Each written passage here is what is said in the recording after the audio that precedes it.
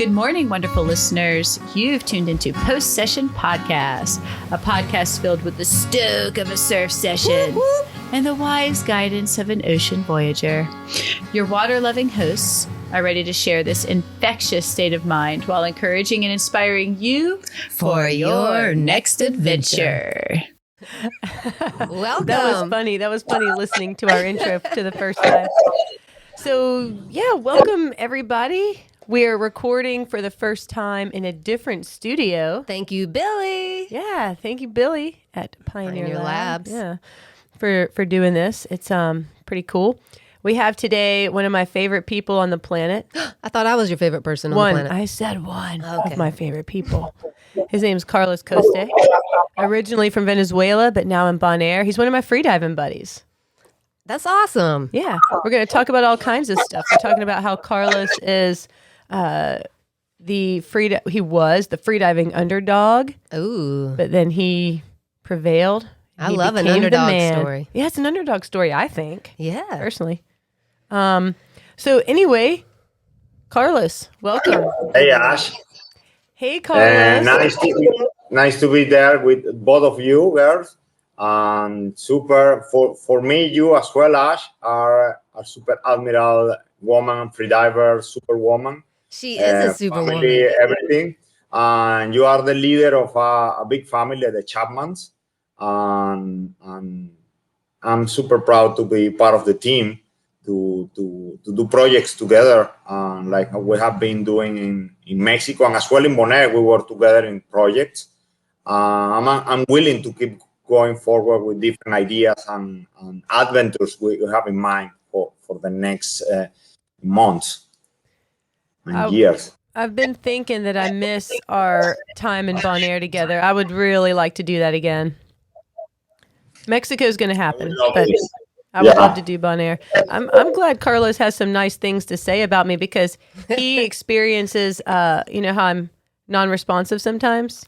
Flaky, Ashley? Yeah, he experiences this too, and we're trying to get plans together. Well, I've found that when Ashley doesn't have an answer, that's when she goes silent. Yeah, possibly. You can just interpret the silence as, I don't know. Hey, Carlos, I would love to know a little bit, and maybe our guests would too. I don't know anything about Bonaire. Where is it on the map, and like what kind of town is this? Okay, Bonaire is an island in South Caribbean. It's part of the ABC Islands. Remember Aruba, Curacao, and Bonaire. The Bonaire is the more wild and pure of those islands. Bonaire is more specialized in diving, snorkeling, and wind sport like kite surfing and windsurfing. Then it's a very special place. It's more for people that like natural environment and not people running out of crowds or big shopping malls or big hotels. This island is more for natural lovers that love to be. Yes, it's totally different to the other island in the Caribbean. It's very special, and I'm proud to be part of the community here in the island. I'm already 7 years living in Bonaire. There's flamingos there. Ooh, It's wonderful. Pink flamingos? Yeah, there's pink flamingos there. You go out and you see flamingos. That's cool. So it's an island of lovers. Now, can I ask a personal question? Well, it depends on how personal, weirdo. Yes, go ahead. Well, I was just wondering, did you move there for a lover? I came to Bonaire with my ex to develop a project, a school here. Beginning was just the school, but as well we were pressured by the crisis in my country, Venezuela. And then we take the decision, I think, in the right moment, in the threshold of the crisis. And then we developed a great school growing up, deep sea freediving Bonaire. Now the destiny or the love mysteries separate us, and we are keeping developing the school and projects. I'm now looking to take the control of the school or develop a new project. I'm in this threshold now of the separation, but we are going forward, and I love the island, and my plan is to stay here, developing my training base for students. As well, I have projects like the project with the Chapmans, with Ash and Ren in Mexico. But I like a lot Mexico as well. I want to develop more projects in Mexico, specifically in Baja California. Mm. It can be a we can see yeah, you. Yeah, you just came on the screen. I love Mexico. I love yeah, both I the love Yucatan Mexico and too. Baja. I love both. So Yeah, in then I want Mexico, to develop some combinations for freedivers for all friends in Bonaire and Mexico. Sweet. so in Mexico, y'all are on the west coast or east coast of Mexico? Well, when we're working together, we're on the East Coast in the Yucatan, Okay. which is super sweet and completely different than Baja, All right. which is also super sweet. Well, let's tell our guests the flow of the podcast. Okay. We always go through the table of contents. And so, first up is post session notes, where we talk about what we've done in the water the last little bit since we've last met. Then we're going to roll into an injustice of the week. Oh, dip. Whatever Carlos has on his mind. And hopefully, Carlos brought some amazingly funny injustice. We'll see. Did you If he's going to talk about Venezuela, it might not be so funny. Okay, that's fine. We don't know That's what he's fine. going to talk about. Then we're going to dive a little deeper, get into the heart of what's going on with Carlos and maybe part of his career. Mm-hmm. Then we're going to drift into some God waters. And then at the end, Carlos may give us some homework. We'll see. We'll see what develops. Okay. Okay. Well, for post-session notes, when we talk about what our latest rendezvous with the water, do you want to start, Carlos? You're training so hard right now for your ultra stuff. Are you diving? What's happening? Yeah. In the last years, I've been diving mostly for teaching. Mm-hmm.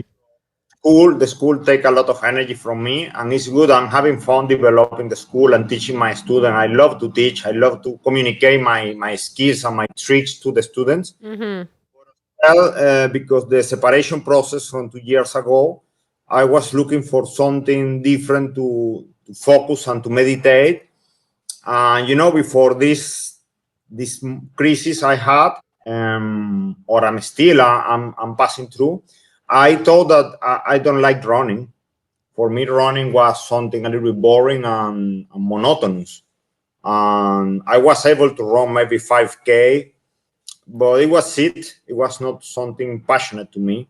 But because this process of separation, I started to think about running here in Bonaire. I got a poster of an ultramarathon in Zion National Park in Utah. And I knew this part 2 years ago. And I said, oh, this is an interesting challenge for me.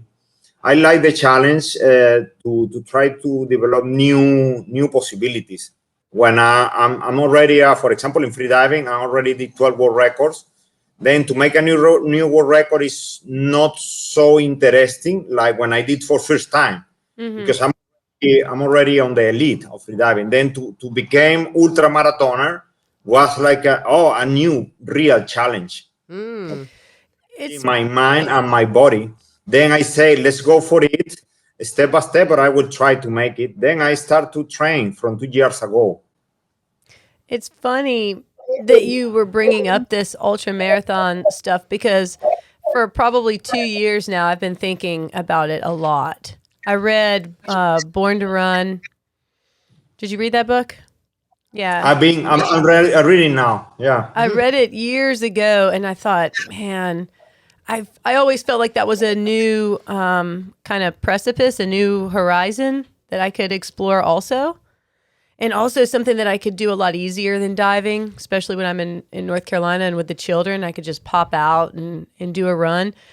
But I need to start, I guess. You're inspiring her. Yeah, you are inspiring me, because I have been thinking about it a lot. Because you're right. You get a lot of gratification from the records and stuff. But after a while, who are you trying to gratify, I guess, after a little bit? After a while, I think I'm enjoying now to communicate and teach my students what I learned from records. Mm-hmm. But a new record in freediving at 45 after 12 world records is not so exciting to start planning an ultra marathon when you are a beginner runner. Yeah, right. And seeing where you can go. This challenge excites me to start from almost zero, because I start running 5K when I start my training plan. in very tough conditions here in Bonaire, because Bonaire is hot. And and then it's a big factor to adapt to long runs. You can run 10K, 15, but when you start to go 2 hours, 3 hours running, 4 hours, in these temperatures, it became very challenging mentally and physically. And I like the mental challenge as well, not only the physical challenge. People think that maybe freediving is physical, but it's a lot mental. Wholly mental. Yeah. Yeah, and trail running has a lot of connection and common thing with freediving, lot more than you imagine. Yeah. No, I am feeling it. You see why you're connected. Yeah, freediving people are nuts. Yeah, I like it. Yeah, a little funny in the head. A little funny in the head. So tell us about your recent ocean adventure, Ash. Well, I had a great experience recently. Ooh. Because I taught a class this past weekend, and we've been going to a quarry to dive because it's easy, basically, and we can give our students a better product. We get to spend more time in the water, but the quarry is freezing cold right now. It's still in the 50s. So that's cold. Is that 16C or something? I don't know, Carlos, you can tell us. But we had to go in the ocean, and the ocean was flat, calm, and beautiful. And I hadn't been in the ocean in North Carolina in probably a year and a half. Whoa. And I remembered that I love diving in the ocean, that the ocean is kind of special. Because we talk a lot about this love-hate I have with the ocean, but man, it was gorgeous. And in North Carolina, the diving is, when it's good, it's really good. Yeah, we saw all kinds of wildlife, and the viz, it's good for North Carolina. It's probably 60 feet or 50 feet or something, but super clear. I saw Goliath grouper. How big is that? It wasn't a huge one, but it was big. Okay. Yeah. What's visibility in the quarry? Oh, like 5 feet, 10 feet. I don't know, something like that. So it was just awesome to get in the ocean again. And when you take your students, as Carlos, you'll know, in the ocean, it's formative. It changes them. Especially when they've never had that experience. Yeah. Well, I haven't had that. Go ahead. Yeah, sorry. The 50s Fahrenheit, 10 Celsius, that is very cold. 10 Celsius is 10. Very cold temperature. Is to use maybe 7 meals wetsuit. Yeah. Whoa. 5 meals. It's not simple. We were in 6 mil ocean or open cell suits, and we couldn't do that. Your students are not prepared for that. Yeah, they haven't developed the mind power, right? Well, they don't have the wetsuit for it. They're all coming with a lot of the students come to Bonaire, running away from this cold lakes. Yes. Yes. Then they know that here they have very comfortable water temperatures. Well, North Carolina is working up into the 60s now. Whoop, whoop. 60s. Not terrible. Yeah, well, we've lost the booties, the gloves, the hood. But we've also seemed to have lost some waves. Laurel's a surfer, Carlos, so she talks about, and she surfs every day. She's not every day. Pretty much. If you even think there's waves, you're there. Well, I'd like to think that. She's tenacious. When there's not waves, I was looking for something to do. It won't be ultra running or any kind of running. But a friend of mine, her name is Jules, and she studied physical education. Mm-hmm. And so she did a little program for me that doesn't take 30 minutes to do. And it's sounds like my kind of program. Exactly. It really is. Honestly, I don't really stress myself when I do it, but I can tell a difference in the water. So that's my new go-to for a little bit of strength training and loosening up the hips and the shoulders and those things. So I recommend it, and I'll show it to you. So you've been doing nothing in the water, but you've been working out on land with Jules' program. And but preparing for the time in the water. Yeah. And preparation's important. Yeah, and then when you come out of the wetsuit, it's like you've lost 20 pounds because you're not lifting. I like that. Yeah. Without losing the 20 pounds. I wouldn't mind that either. Just saying. Well, hey, let's move into the injustice of the week. Carlos, do you have an injustice? Did you understand the assignment?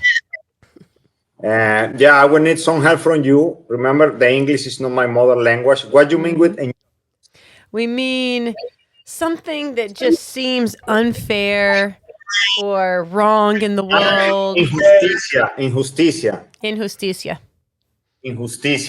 of the week? Oh, let me think. It could be anything.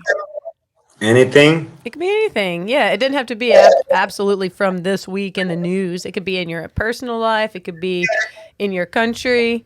It could be... It could be really meaningful, or it could be pretty frivolous. Yeah. It could be, I went to go drink coffee this morning. I spilled that junk on the floor. Injustice. But, try harder than that, maybe. And if you can't come up with anything off the bat, we have something. Yeah. Start you. I will warm up. I will look for you. You ask me, what is your injustice of the week? Injustice of the week. Okay, mine comes from my personal life. My injustice of the week is that Ren refused to pay somebody to drywall the house. I love my husband so much, and I'm so proud of him because he can do anything. He can do anything, but sometimes you don't have to do everything. You know what I mean? And he's doing a great job, but everybody said, just pay somebody to drywall, pay somebody to do it. And they'll get in there, they'll get it done quick, blah, blah, blah. One person, thanks, Andy, one person said, nah, man, you can do that. And did he listen to everybody or did he listen to the one person? The one person. He listened to the one person. And so here we are every day. Well, I say we, I'm not doing it, but doing the little blah, blah, blah. And it's it's a lot of work. I mean, it's not hard, but it's kind of tedious and you got to be... It takes a long time for one person. It takes a long time for one person. I'm ready to move in the house. We're living on the boat right now in front of the house. That's an injustice. I got to make sure that I just run a water hose from the neighbor's house to my boat because we don't have water in the front of the house yet. You're siphoning water off your neighbors. We're siphoning water off our neighbor's well to fill our boat to make sure I can do dishes and take a shower. So the Chapmans are acquainted with inconvenience. Let's put it that way. The Chapmans are chapped. Ooh. Chapmans live hard. We're pirates. We're modern day pirates. Pioneers. Yeah, pirates. So anyway, that's my injustice. You got one, Laurel? You got something you want to talk about? I mean, not really. I just want to say we got skunked on coffee this morning. The place next door that last week was open at 7:30 and served us some beautiful lattes was closed this week. And when I kind of knocked on the door thinking, surely they're heating up the stuff that they would serve us. And they were like, sorry.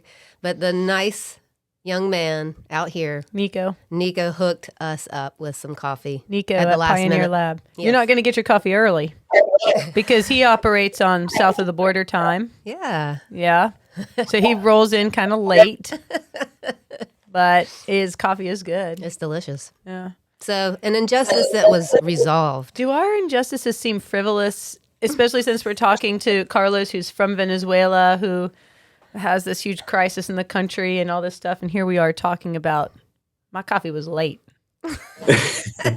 Well, we are Americans.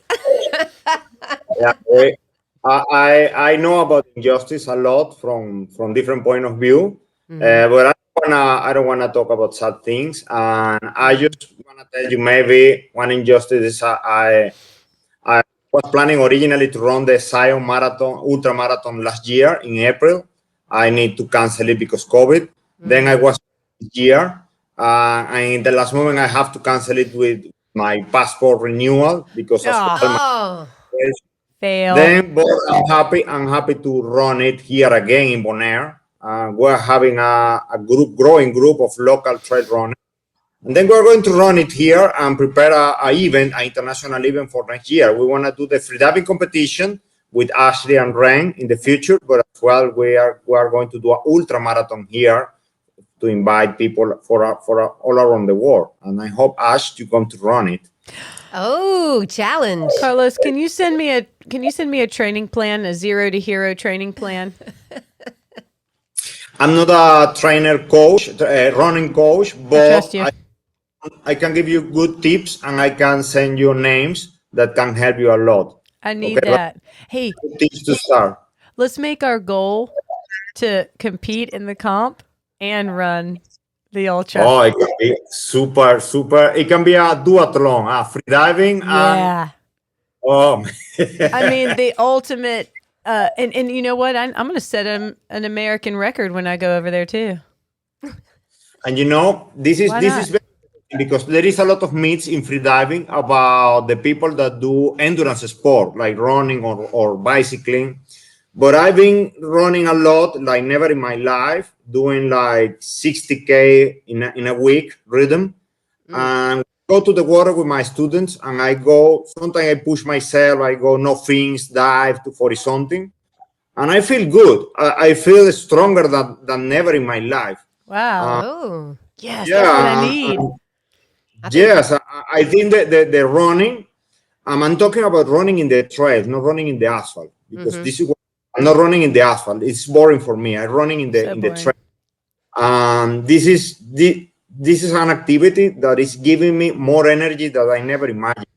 Oh, Then I think my freediving is improving. And when I finish my ultra now in May 2nd, I want to train some freediving and maybe get ready for a competition because I want to show that there is a lot of myths about the endurance sport and the freediving performance. I think we can freedive and do endurance sport. The endurance sport, I think, can push your limits, push your level.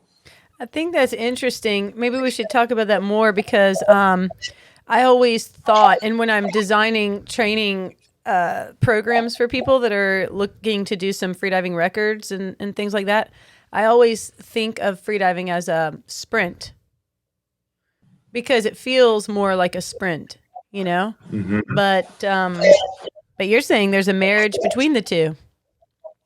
Yeah, I think it's maybe it's not a sprint. It's like a 400 meters uh, sprint because it's not a 100-meter sprint. No.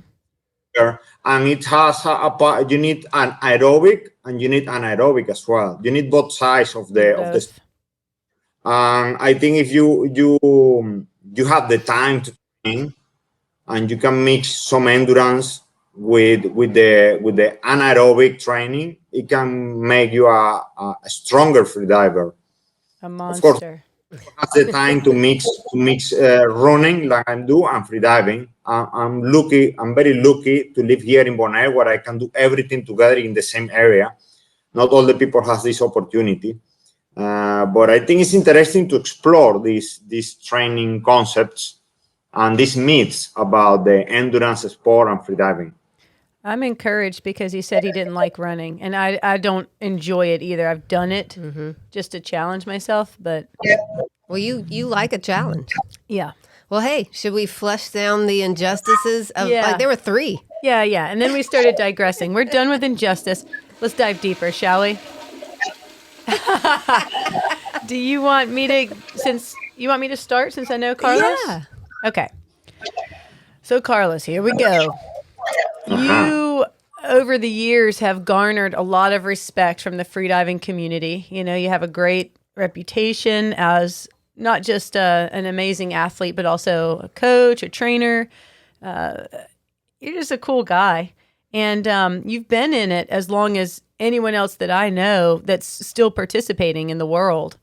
Because there's groups of people that come and go, but you've kind of you've been around for a real long time doing this. So when you started, I'm not going to say when you started because I know that you probably grew up with your father freediving and this kind of thing. I think you were telling me that before. But actually, let me just cut to the chase. Let me just let the cat out of the bag here. Carlos was the first man to 100 meters. What? And when I say 100 meters, I don't mean like he rode a sled down or whatever, because guys were doing that. I mean, you had Jacques Mayall was doing that, and so Mallorca. And then you get into this phase in the freediving history where people were more interested in the self-propelled disciplines. And Berto Pellizzari started to really kind of popularize the self-propelled disciplines, I think. although you were there, so you could speak more to it. But anyway, what's so interesting about Carlos's story is that this was a European sport. Mm-hmm. I mean, sure, South Americans, Central Americans, islanders have been free diving, but not in any kind of organized way. It was all the Europeans over there doing their thing in their little Speedos, you know, very showy. And then here comes this dark horse from South America and just bam, like blew it out of the water without the support of like the same kind of community, training communities and all that the other guys had. So who was on the playing field when you were coming into the competitive realm? And just set the stage for us. Tell us what it was like. Yeah, first I need to tell you that I never practiced freediving when I was a kid. I started 21 years old. Oh. But the underwater and the ocean was always attractive for me. I feel a lot of curiosity about the ocean. And as well about your previous conversation, I have to tell you that I connect with the ocean for first times doing surfing with a small board, with the bodyboarding. Then I the ocean like this. Then it was my first connection with the ocean. As well, I love to play in water, but never free diving or diving as a kid. Then I started 21 in the university where I was studying mechanical engineer in a university club that for this time was, I think, one of the biggest clubs in Latin America, maybe in the world. It was massive amount of people training underwater. They in that time it was not free diving like a sport. It was like underwater activities. I remember to start the introductory course that was like a filter. The 100 people swimming in doing training in a swimming pool to filter the best 25 of these 100 to be able to take the scuba diving course. But during all this time that I'm talking about 6 months, 1 year training, we did a lot of cardio training and free diving. Because free diving was like a skill to be a better diver or a better spearfisher or a better athlete, underwater athlete. Then I discovered free diving like this in the year 97 in the university. Then in that time, no Facebook, no YouTube, no internet to research what was going on in Europe, because free diving in Europe is old. But we didn't know. This activity, this skill, free diving, okay, I love it. I start to get hooked with this. Then after some trainings and organization, we were able to go to our first competition outside Venezuela in the year 2000. And this competition was in Nice, in France, in Coste. And it was like, Nice is like the place where competitive freediving starts. It's Nice. Jack Major, all this start from there, in the Mediterranean. And for me, it was super exciting to go there. And when I start, for example, the monofins was something super exotic. And then everybody compete with bifins. And the performance in that time, in the year 2000, the world record was from Brett LeMaster from US, 81 meter. Woo, USA. Okay. Whoop, whoop. Yeah, and he just break the record to Umberto Pellizzari, that Umberto Pellizzari is and was the god of freediving for that time. Was 80, then Brett took 81. Then when we went to compete, it was 81 meters. And then in that time, the leaders or the best freediver was the Italians, of course. The French team was very strong. And there were some people that was along because it was a team competition, but there was a guy called Herbert Nietzsche competing. He looks like super exotic thing with that monofin. We understood that, but in that time, in 2000, all this was super too much, like too new for us. Then we understand only the bifins. Then the activities start to evolve very fast from this. And to give you an idea about the level of the competition, it was the World Cup 2000. By team, the winner team was, I think, the French team. And the best performance was 74 meters. That's so funny. Yeah, and the Venezuelan team, we won the 3rd place. The best performance in depth was 57 meters from me. 50 something from the other team member, and 48 the last, and we compete in static apnea as well. Then the performance from us was no more than 6 minutes in static apnea, and then we won the third place in the World Cup. It was an incredible experience for me, and was like out of the planet in this crystal blue water. They have platforms, they have logistics, incredible logistics, and it was my first experience, and it gave me a lot of motivation. When I knew that, I just go totally. I was obsessed, but after this, I was in freediving. I just totally inside the sport. Well, can you tell maybe the listeners, what do you think it was when you first did the free diving? Because it was a means to an end to begin with. But what did you fall in love with it? What was it about it? Yeah, I think was both sides. It's not only that I fell in love or I gained into freediving. I think the sport as well was for me, because my way to be like kid, I was super curious and not a common kid. I was, and I am still, my hobbies was out of the standard. I want to be when I was a teenager or before, I want to be astronomer. Then my hobbies was the telescope, the stars, the planets. And I like to be in the mountain, and I love the ocean, but curiosity point of view. Then I was able to keep watching the ocean and the waves for hours, and I didn't know what I want to do in the ocean, but I just want to be near. Yeah. In that moment, I didn't know that freediving exists. I just knew about documentaries about Jacques Cousteau diving, and for me, something very attractive to try diving or whatever thing I can do underwater. Well, it sounds like you found your thing. Like when you did it for the first time, it was like a revelation. Like, I was made for this. Yes, totally. Then when I try freediving, like before I start formally in the university, I have few experience doing like whatever kid. I remember one time we have a holidays in a beautiful place with reef in Venezuela with the family, and I found a mask. I asked for to borrow a mask to try to go near the reef, because the reef looks beautiful and the water looks clean. Then we were in a catamaran by pedals, and I swing down the catamaran and I face up to the surface, and I saw the small silhouette of the catamaran on the surface. I'm talking about 2 meters deep, maybe 3 meters deep. And then this image keep in my memory of the catamaran from the bottom, and the point of view when you are into the liquid space and you see to the outside space. It's so warm, but when you are into the water, you are in other space. Then this point of view to see from the bottom, 2 meters to the surface, it keep in my mind. Then I remember in that years as well, I watched the film Big Blue, and it for the underwater activity club, but still I was not convinced to try this. But the destiny, a friend was doing the course, invite me, hey, come with me today to the. Then I just did the trainings in the swimming pool, and it was very crazy, this club. This was not a free diving. Oh, I'm sure it was crazy.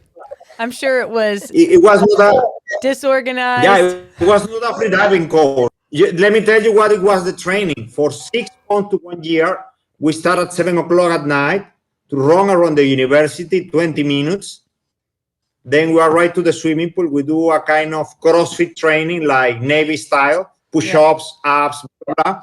And then we jump to the pool to swim without fins, to swim with fins. And then in the end, we do some apnea, some dives, like dynamic static apnea for 6 to 1 year, because the pool has problems with maintenance sometimes. Then we went to the ocean to do as well this kind of trainings. And it was my first free diving experience was doing this, and I love it. I love this physical and mentally. When I dive into the swimming pool and I was able to hold my breath, I felt I can do it a lot better. I can improve a lot. And in the same months, I had the invitation to some of the members of the club. They were spearfishermen. They invite me, and remember to see one of these guys going down to 50 meters, waiting for fish on the bottom. And for me, it was awesome to see this guy holding the bread on the bottom, waiting for fish with the spargum. And I see this is awesome. What this guy can do. I want to do the same.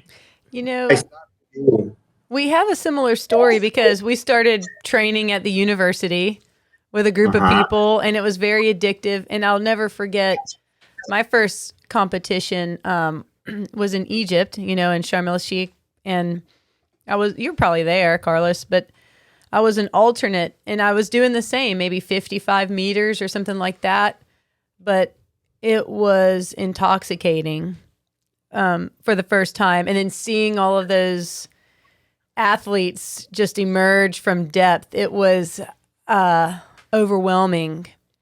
And I thought, I've got to do this. And I don't know if you have this experience or not, but once you're down there, especially even recreationally, when you're just playing underwater, I find surfacing to be unpleasant. Like when you get to the surface and everything is loud again and a little confusing and bright, I always find surfacing to be disorienting and unpleasant because it's so nice and quiet. And I love both sides, and I love to go back to surface and comment my experience with the friends. But I like as well the silence and the opportunity to be with yourself when you are in the depth. It's like a very intimate connection between the planet, because the ocean and the water, you are connected with all the planet in the most intimate way when you are in the depth. And you are connected to yourself, because if you pay attention, you can feel your heartbeat. You can have a moment where you are here and now, and you are in a place that became deeper and deeper, and it's this kind of challenge when you are a little bit far and far, step by step. I love this from kid. I like this challenge. I think it connects totally with my personality. But I like to come back to surface as well to breathe and comment and tell to my friends, hey, I did that and I feel this and I did technique this time. Like and for me, you come back for the celebration. Yeah, you do. Yeah, not only the celebration, not only the celebration. I think to communicate what I felt, and I think this is why I love to be instructor, because I like to share with my friends and my students, of course, why I love it and what I'm learning from every dive. I have do you want to? Well, I was just going to say kind of how Ashley told me about you. You coming from Venezuela and then coming into this sport that was primarily a European sport, who they had all the supports that they needed and the training, where you kind of came from this underdog position where they didn't have the supports there. And it made me think of the Jamaican bobsled team. Yeah. Carlos is the Jamaican bobsled team. Freediving. That's awesome. Yeah, that is awesome. I was going to ask you next, because you've seen the sport develop over so much time. And when you were doing your 100 meters for the first time, people were developing quite slowly. And I feel like today depth is developing faster for people. And I'm wondering, what do you think the implications are? Do you think we're approaching a biological limit to depth? Or do you think that this thing is just going to, not the sport as a whole growing, but do you think we're going to just keep going deeper and deeper by leaps and bounds? I mean, what are your thoughts on? Yeah, I feel that freediving is evolving so fast, like a lot of things in the modern era. Like, for example, see the technology is crazy now. In a cell phone, you can do incredible things. It happens similar with freediving. It can be scary sometimes. I miss the time when I start freediving. One of the reasons why I love freediving and why I get totally hooked in love with freediving was because I was able to be a real explorer, a real pioneer. And I was able to develop my own techniques. I discovered different things for my own, and other people was doing it in Europe, but there was no internet, no way to know. Then I just develop it for my own equalization. I discovered I can do hand-free equalization for my own as well, and different techniques and different manners.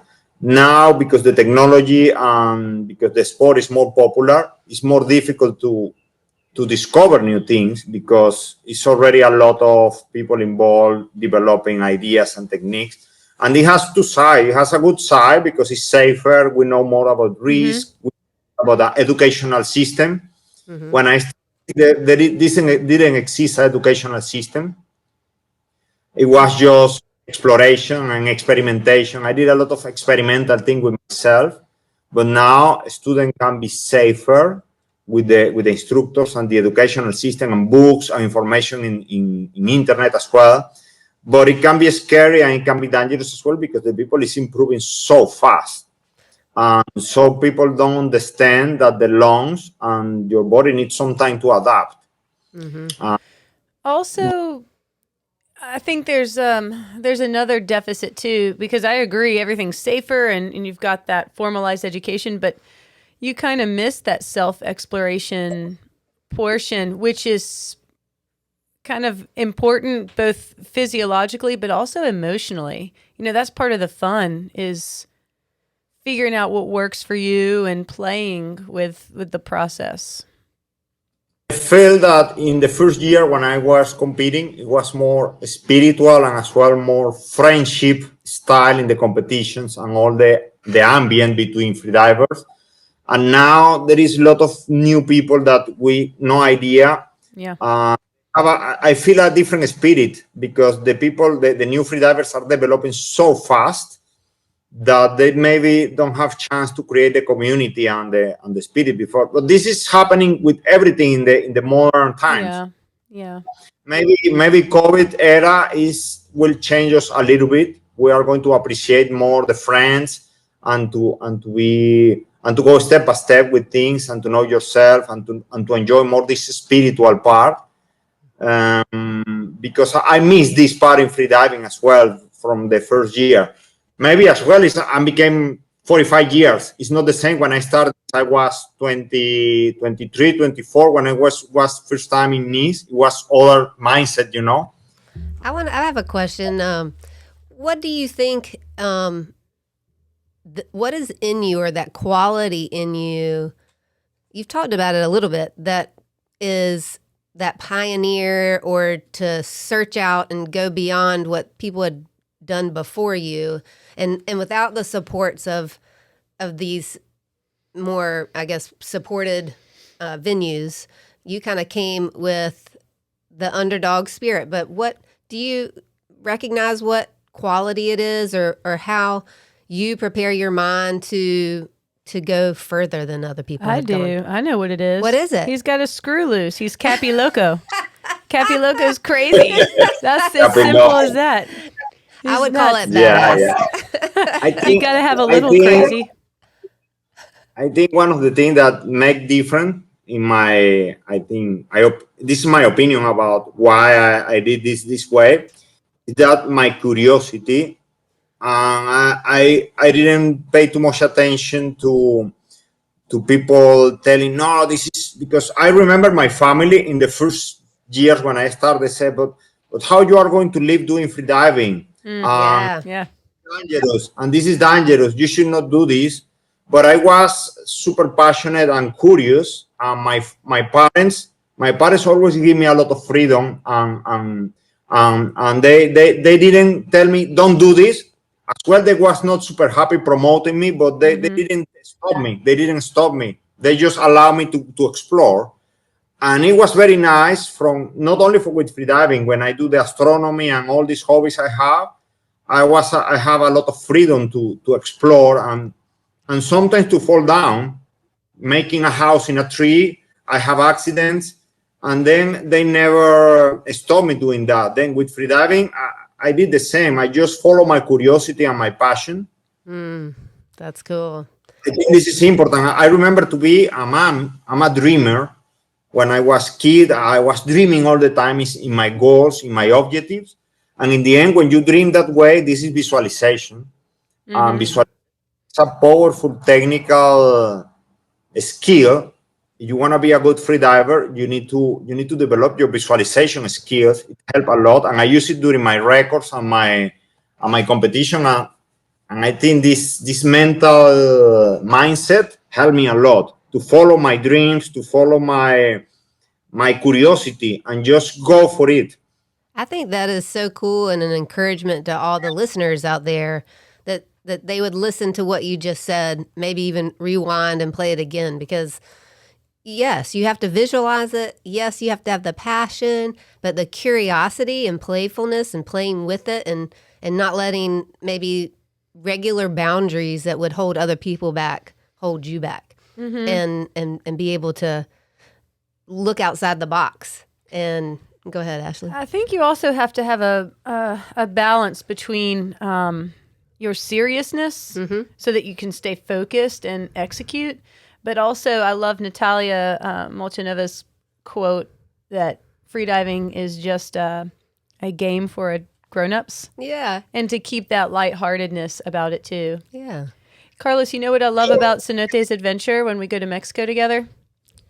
It captures that original spirit of freediving that you were talking about, the camaraderie and the spirit of exploration. And that's what's so cool. It brings you back to the very first time you were in the water trying this thing. I think that the name of the adventure is real. Freediving is an adventure. If you want to enjoy it, you should take it like an adventure, like a journey. Mexico, Yucatan, this area in the planet is incredible, interesting, because it has some kind of myths, it has some culture, it has all these infinite caves, like the veins of the earth. This is a place to explore. This is one of the best places of the world to explore. And if you are a free diver, you have a lot of possibility to explore this beautiful place. And I think I when I go to Mexico, I try to go every year, because I feel this spirit that we are talking about, the exploration and the curiosity, to follow your curiosity, to find a new cenote, and to see how far you can go, and to see the formation, the stalactite, the stalagmites. Every cenote has a different personality. This is not like a swimming pool in a city. Every cenote has a different water color, has a different entrance, has a different depth.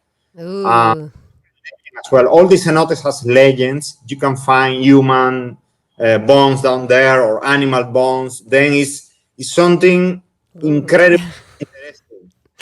Don't be scared about the human bone. This is archaeological thing. This is from thousands of years ago. Then it's nothing creepy. Okay, it's super.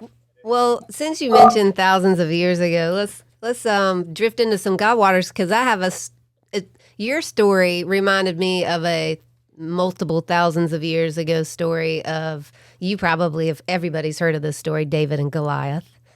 And there is this kid. He was a younger brother. So like you, his family was like, you stay back hanging out with the sheep, and we'll keep an eye on them while we go fight this 9-foot Goliath who is terrorizing that whole society, and or that people, the Israelites. And, David kind of hears from guarding the sheep that things aren't going well, and that nobody's standing up to this guy. And he's like, I can do this. With a child's curiosity. And also that part of a kid that's like, this isn't an injustice. Right. They're righteous in their anger. That righteous indignation and that kind of like attitude of, oh no. And so I wanted to read just the scripture of what Goliath says to young David.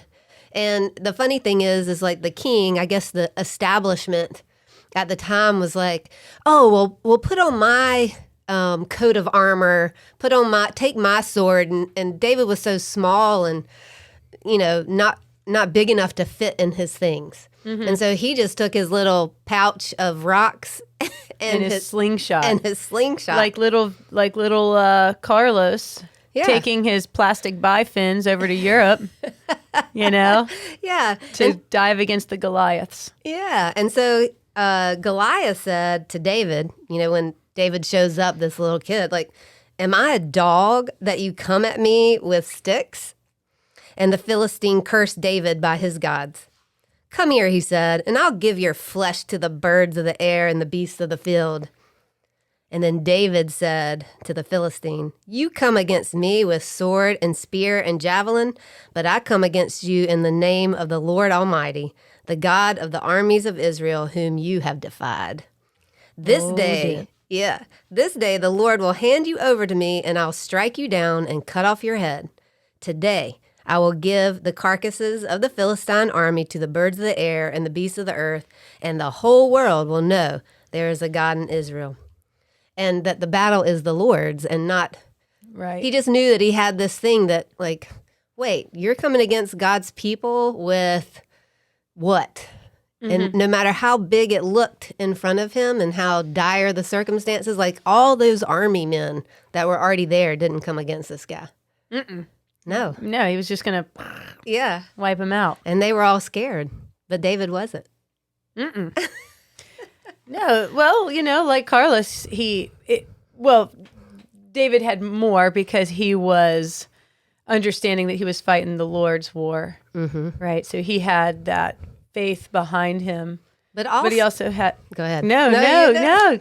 He had that curiosity. He had that spirit of adventure. He had that willingness to try. Well, he also had been trained. He was the guardian of the sheep, so he had actually taken out a lion, a bear, things that had come after his sheep. He had ran some laps around that university. So he took down Goliath with a rock. Yeah. A slingshot. And you took down the whole establishment of freedivers in Europe who had all that money backing them, and you just came in and were like, yeah, I got this. Yeah, probably foolishly. Okay, let me try. I wanna tell you a small passage of my first national experience in Nice when I went. The favorite team was the Italians. Like, it's the classic.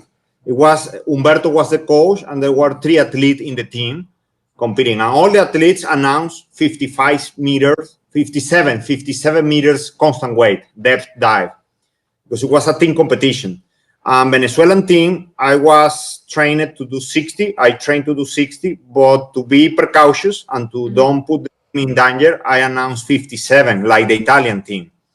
Other partners were doing less depth. I think one was doing 50 something, the other one was doing 48. But then when I was going to compete, I started to get nervous because I see all the Italian team that is the favorite are doing 57 and doing the same. Maybe I'm crazy. Maybe I'm not ready for the challenge. I was very nervous in the countdown.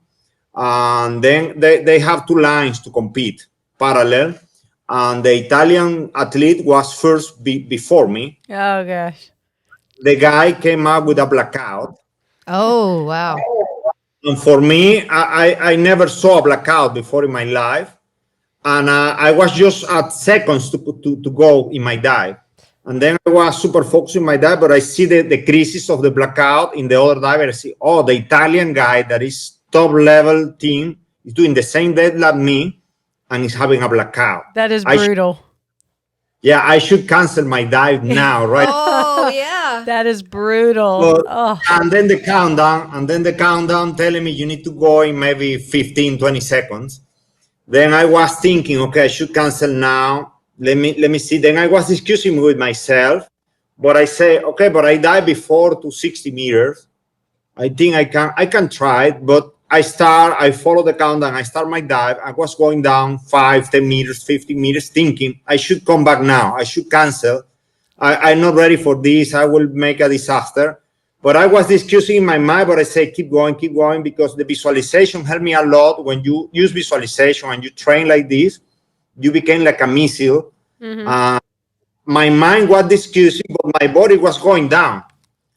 Yeah. And then still arriving to the end of the line, I was, should I go back? Then I find the disc and the goal and the target, that is the tag you need to take at 57 meters. And then I made it. Let's come back. Then I went back. I did my dive, and the Italian team was out of the picture. And then we won the third place. And it teach me that you need to believe in yourself, and you need to believe in your experience. Of course, you have to train. This is not only imagination or just, you need to dream, you need to visualize, you need to pray, but you need to train too. That's the homework for our listeners. Yeah. Is visualize. It helped me a lot. It helped me a lot to, maybe I was excusing because you are not a machine. You are not a machine. I was here. Oh, should I cancel or not? But I was moving down. I was swimming down, but I was here. Should I cancel the diet? No, let's try a little bit more, reach the goal. But when you train properly, then you always have that information to fall back on. Like you said, he knew he had done deeper. He had made a deeper dive. So when in those moments of fear and when he wasn't trusting himself, he could say, "Hey man, I got this still." Yeah. So homework, visualize. Train. If there's something that you are passionate about or curious about, train, pray, and what was the other thing? Visualize. And visualize. Train, pray, visualize. Yeah. That sounds good. Yeah. So Carlos, thank you so much. Well, you are welcome. I'm not religious, but I think praying is a way to visualize. Yeah. When you ask to God for something, it's a way to put in your mind a goal and to work for it. And I use in a more technical way, maybe not religious, but I believe that if you are religious and you pray for something and you work for something, it's powerful. Yes, it's powerful. it is. It worked for me a lot, all the time, all my life. That's cool. Well, thank you so much for joining us. Are we on the same time frame there as here? Yeah. Okay. Yeah. Yeah. 9:03. Well, thank you so much for hanging out with us before your job and before your day. And it was a pleasure. Carlos, you're the man. Thank you. You are the woman. Yeah, no, you're the man. He said women's. Oh, women's. He said women's. Yeah. I'll catch up with you on Messenger. We'll keep working, all right? Okay. Super. Let's go for cenotes, okay? Yeah, everybody out there, November 6th through 13th, Cenotes Adventure with the Chapmans and Carlos Coste. Hey, and if you like our podcast and you want to support us, you can buy us a coffee. Yeah, tell them how that works. So you go to buymeacoffee.com, I think, and we're a post-session podcast. So we love coffee. Yeah, and don't make us share a cup. Yeah, because we did today. Don't make us share a cup. Just buy two. There's two of us. What I meant to say was, buy us some coffee. Thank you. And whatever you give is helpful. Sufficient. Yeah. Thank you. Bye. Bye. You're welcome. Bye. A pleasure.